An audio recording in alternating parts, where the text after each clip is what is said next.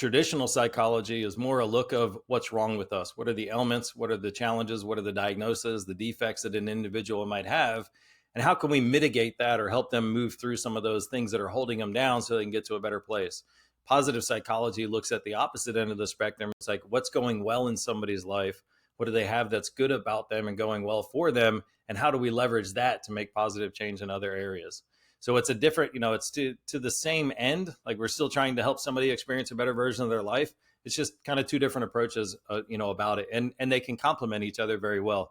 I love the analogy of a hot air balloon. If a hot air balloon is trying to take off and you want to go to a higher altitude, traditional psychology is looking at those sandbags or the things in our life that are holding us back, either from our past or things that we're dealing with presently, some of the symptoms, some of the diagnoses that we have.